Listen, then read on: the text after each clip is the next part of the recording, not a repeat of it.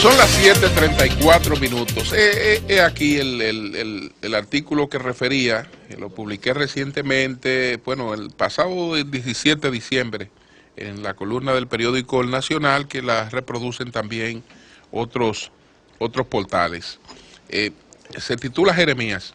Que Jeremías fuera o no un infiltrado babilónico es asunto difícil de sustentar, aunque miles de años no hayan sido suficientes para levantar el velo de la sospecha que despertó en el mundo hebreo por varias razones.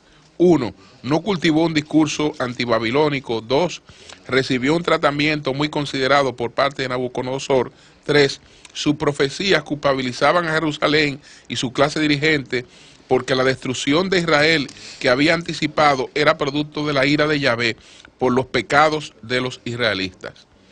Incluso cuando Nabucodonosor tenía sitiada a Judá, el rey Sedequías quería saber lo que pensaba el Dios de los judíos y mandó a unos emisarios para que Jeremías procurara la opinión divina, y los resultados de la consulta fueron catastróficos.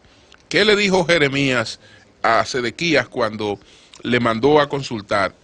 Entonces Jeremías les dijo: así le dirán a Sedequías, así dice el Señor, Dios de Israel: yo haré volver atrás las armas de guerra que ustedes tienen en sus manos, con las cuales pelean contra el rey de Babilonia y contra los caldeos que los sitian fuera de los muros, y los reuniré en medio de la ciudad. Yo mismo pelearé contra ustedes con las manos extendidas y brazos poderosos, aún con ira, furor y gran enojo. Heriré a los habitantes de esta ciudad, y hombres y animales morirán por una gran pestilencia de la espada y del hambre. Los entregaré en manos de Nabucodonosor, rey de Babilonia, en manos de sus enemigos y en manos de los que buscan sus vidas. Y él los herirá a filo de espada. No los perdonará, ni les tendrá piedad ni compasión. Esto es Jeremías 21:2-6. Es decir, que después de un pronóstico como ese, usted se imagina cuál iba a ser la moral de los soldados que iban a participar en esa batalla. Por eso era que ellos tenían a Jeremías medio sospechoso ahí, como un espía babilónico. Los hechos fueron idénticos a la profecía. El pobre Sedequías presenció la muerte de todos sus hijos antes de que le sacaran los ojos. Nabucodonosor lo había puesto en el trono después de deponer al rey Joaquín, pero se le reveló, y por eso la represalia tan atroz. Como las palabras de Jeremías no eran agradables para los oídos de los reyes de Israel, había padecido sus represalias. Precisamente la invasión de Nabucodonosor lo encuentra preso y lo premia con la libertad, mientras todo el judío que conociera de algún oficio le correspondía la persecución y el exilio. En su primera incursión, el rey de Babilonia no destruyó el templo de Israel, sino que solo se limitó a saquearlo, pero la ira por la traición de que se entendía objeto cambió su proceder inicial. Pero Jeremías entonces empezó a cumplir un papel que sería clave para que el judaísmo pasara de ser una práctica religiosa que se ejercía exclusivamente en el templo destruido a profesarse donde quiera que hubiera quórum para hacerlo, porque en sus consolaciones les hacía saber que Yahvé podría ser alabado desde la nación en la que se encontraran. Se le atribuye la autoría del texto bíblico Lamentaciones, pero hay consenso en que no son de un solo autor, y que entre ellos puede haber sacerdotes con dominio de la escritura poética, que no era el fuerte de Jeremías, que en el orden alfabético hebreo va narrando la ruina de la ciudad después de la destrucción del primer templo. Entonces, este fue el trabajo al que hacíamos referencia. Son las 7:39. Oli Matos. Buenos días. Y nada, esta es una semana, Julio, en la que las informaciones batallan contra la alegría que nunca debe abandonar al pueblo dominicano.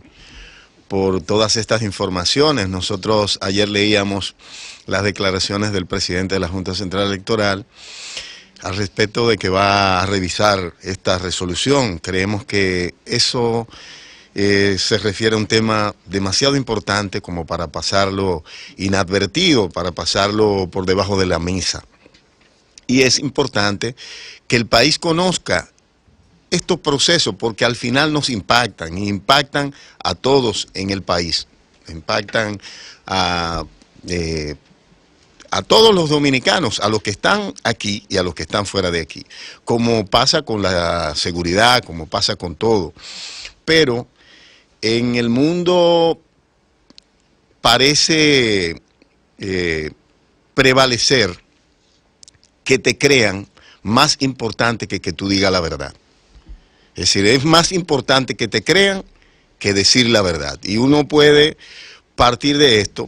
Estaba revisando datos sobre un tema importante como la reforma migratoria en Estados Unidos. Estados Unidos es nuestro aliado natural.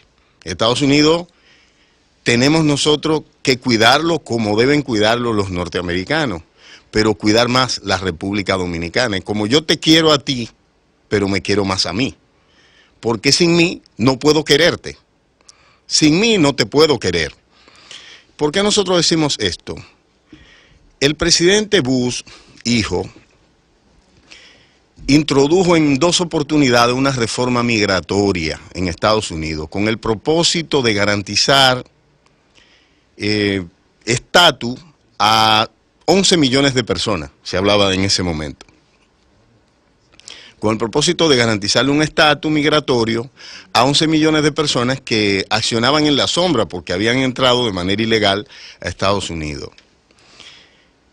En 2 oportunidades, y para decirlo con fecha exacta, hablamos de, la primera fue en junio del 2006, tengo los datos acá, para no dejarlo a la memoria.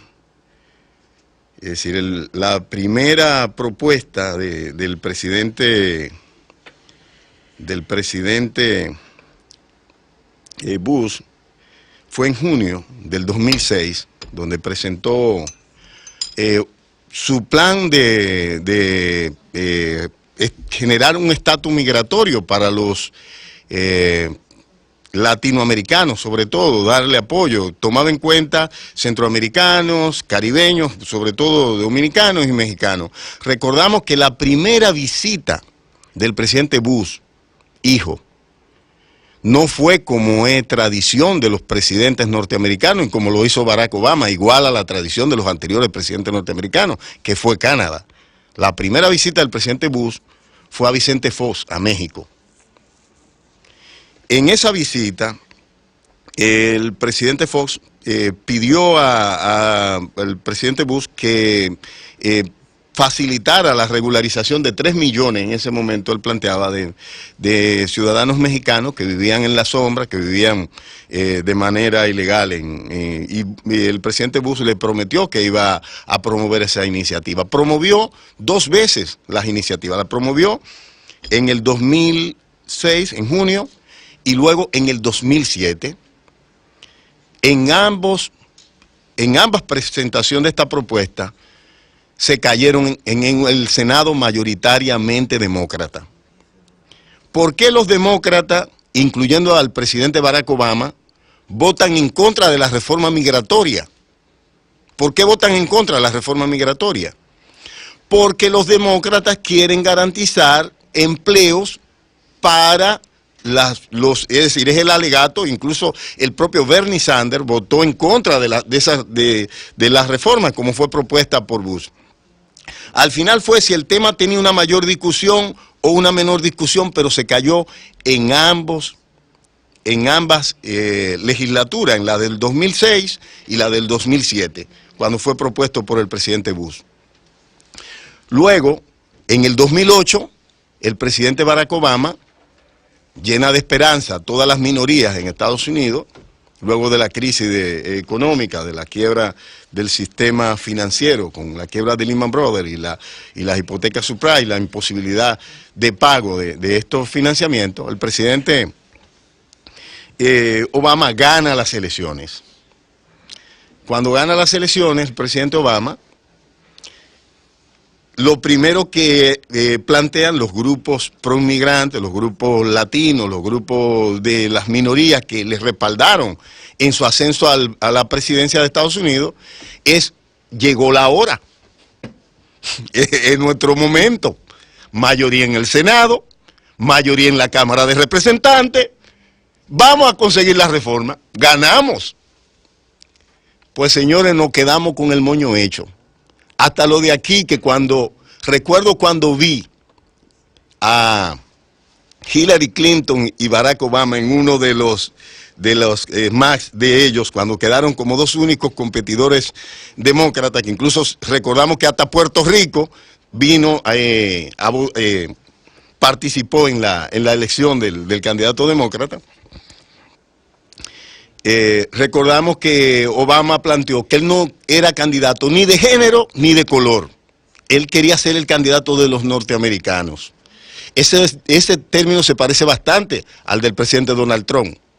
Y eso está por ahí publicado. Yo seré el presidente de los norteamericanos, ni de género ni de color. Pues el presidente Obama pidió una tregua para presentar la propuesta de la reforma migratoria, y la tregua esperó hasta él tener minoría en el Senado. Pero quizás lo hizo convencido de que el Senado demócrata, que le había rechazado a Bush la misma reforma migratoria, en la que él era miembro de ese Senado y había votado en contra de la reforma migratoria propuesta por Bush, entendió que tampoco se lo iban a aprobar a él. Quizás él estaba en lo cierto cuando pensó esto, esperó tener minoría, propuso la reforma migratoria, varios senadores republicanos votaron a favor, varios demócratas votaron en contra, o aunque votaran a favor, tampoco tenían mayoría para conseguirlo, y al final quedó ahí en el tintero. Pasaron los 8 años de Barack Obama. Si vemos el cuadro de las deportaciones, Obama es el líder de las deportaciones de personas sin antecedentes penales, que su único pecado fue entrar de manera irregular a Estados Unidos, o permanecer de manera irregular habiéndose quedado. Sin embargo, todavía hay muchísima gente que ve a Obama como el representante de la minoría, cuando él realmente gobernó no para las minorías. No hay un ítem de las condiciones de minorías en Estados Unidos que haya mejorado con el presidente Obama en el gobierno.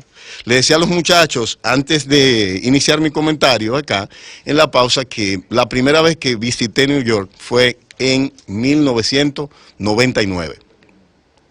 Y puedo decirle que visito los mismos barrios ahora cuando vamos a los eventos, a los grandes eventos donde participa el Sol de la Mañana, como la Asamblea General de Naciones Unidas, y otros eventos que hemos participado con la comunidad dominicana en los Estados Unidos. Este programa siempre está conectado con la comunidad dominicana, y puedo decirle que veo a la gente mucho más pobre que lo que yo la veía.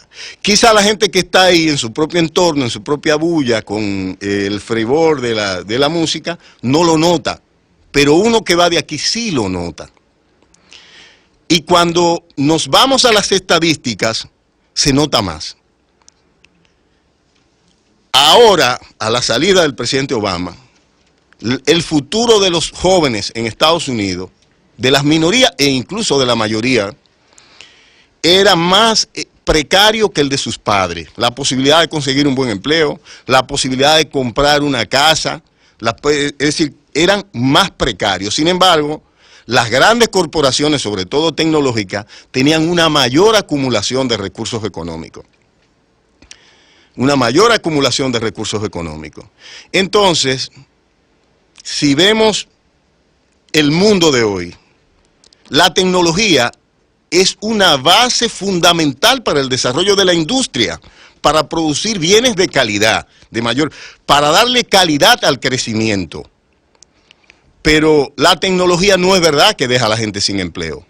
Si la tecnología dejara a la gente sin empleo en Corea fuera un país de desempleados, y no lo es. Es uno de los países que tiene pleno empleo, y es el país más tecnificado, donde hay más tecnología, donde hay más robots. Todo lo contrario. Lo que vemos es que los países que tienen mayor desarrollo tecnológico tienen mayor desarrollo industrial. No, eso de la era proindustrial, eso es un cuento. Eso es un cuento que nos llevó a países como el nuestro y a otros países latinoamericanos a, en lugar de implementar avances tecnológicos para desarrollar nuestras industrias, desmontar las industrias. Las que pudiéramos desarrollar, si lo que podemos trabajar es con agroindustria, entonces necesitamos tecnología para desarrollar el agro.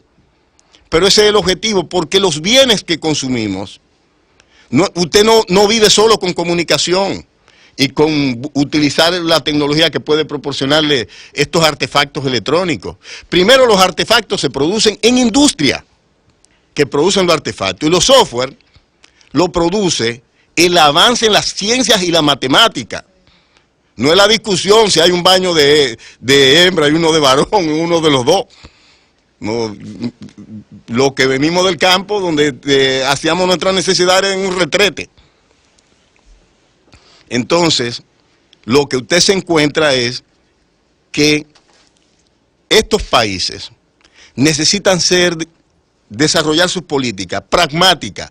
¿En qué yo puedo coincidir con alguien que es imprescindible para mí como Estados Unidos? Allá vive una cantidad importante de ciudadanos dominicanos, que nosotros debemos garantizarle a ellos lo que le garantizan los judíos a los judíos donde quiera que estén, la posibilidad de retorno con seguridad, que un dominicano que venga aquí pueda andar en la calle. Eso es lo que quiere la comunidad dominicana en el exterior, sin el temor a que lo van a atracar. Que pueda saber que si invierte en una casita no lo van a engañar. Y que los espacios que dejó aquí para salir a mandar vida para acá, porque dependemos de los envíos que vienen de fuera, en gran medida. Y es el dinero más barato que nos llega, de gente que abandona a su familia, madres que dejan sus hogares para abandonar a sus hijos, que es lo más importante que la gente tiene, para buscar traer pan. Esa gente, lo menos que este país debe garantizarle es que cuando vengan van a encontrar un país aquí. Que nos quedamos aquí vamos a cuidar la frontera, la nacionalidad, vamos a determinar qué extranjero viene y establecerle condiciones como todos los países. No es que nos recibamos de Haití, de donde sea, es que el que llegue tiene que saber que llegó a un lugar donde hay reglas, que usted no puede agarrarse a tener sexo en plena vía en el Distrito Nacional, en una calle donde está pasando niños y todo, porque usted no está en una selva como es donde usted vive, de que usted no puede entrar sin documento. Pero hasta un dominicano cruza para aquel lado y cae preso. Vimos uno, no, de que era que se iban, ¿para dónde se iban? Pero aquí vienen mil haitianos que se van en Yoli, ¿quién lo apresa? Lo apresan si van en alta mar. Y cuando llegan aquí lo sueltan. Es más, aceptamos que nos envíen extranjeros porque llegaron ilegales a otros países. Aceptamos que nos los reenvíen para acá, en lugar de enviarlo a su país de origen, como establecen las normas internacionales. Entonces, ¿cuáles son los elementos que podemos negociar y en los que podemos ceder? Vamos a quitarnos la careta, a ser honestos, a plantear las cosas como son, porque estamos desbordados en nuestras capacidades. Es decir, lo ideal fuera que nosotros tuviéramos el territorio de Canadá, ahí pudiéramos absorber todos los haitianos y faltara gente. La verdad es que tenemos 48.000 kilómetros cuadrados, superpoblados, no porque tengamos una población extrema de mucha gente, sino porque la gente que tenemos no tiene capacidad de gestionar ni siquiera la esquinita o el cuartucho donde vive, porque la basura y la mugre la tira igual que con la comida. Porque no sabemos, aquí todavía no se está reciclando nada. Lo que estamos acumulando, pasivos ambientales, acumulando pasivos humanos, porque un pasivo humano es una persona sin ningún tipo de formación. Y todo eso es una bomba de tiempo. Todo eso es una bomba de tiempo, una bomba de relojería. Toda esa presión que estamos viendo y que vemos que va escalando. A la gente que vive en la parte más, donde dice nuestro compañero José Lalú que está la democracia, bueno, nos impacta menos, pero el que llena el galón para llevarlo, para hacerse los servicios de la casa, en el tubito que eche el agua en la calle, y cuando yo voy hoy ya hay 30 conmigo que van a llenar, que yo no sé de dónde vinieron, a ese es el que más lo perjudica. O el que cuando su hijo se fractura una pierna por el desorden que tenemos en el tránsito, en una motocicleta, no hay una cama en los hospitales para acostarlo, porque el hospital está copado de extranjeros que nadie sabe de dónde vinieron, y que no van a su propio país a buscar asistencia médica porque le cobran. Lo menos que yo esperaba ver en la prensa de la República Dominicana, o ver una declaración, era que el país, por el hecho de Elías Piña que estamos hablando, de la muerte de las personas, iba a notificar a la embajada, o iba a notificar al gobierno haitiano de manera oficial a través de Cancillería, para que se investigue el origen de este licor que terminó intoxicando a todas esas personas, para que eso no se repita. Pero según nos dice un propio funcionario de salud de la República Dominicana, la colaboración del gobierno haitiano, aunque tiene un alto interés, porque de allá de donde vino el producto, ha sido cero, Amaury.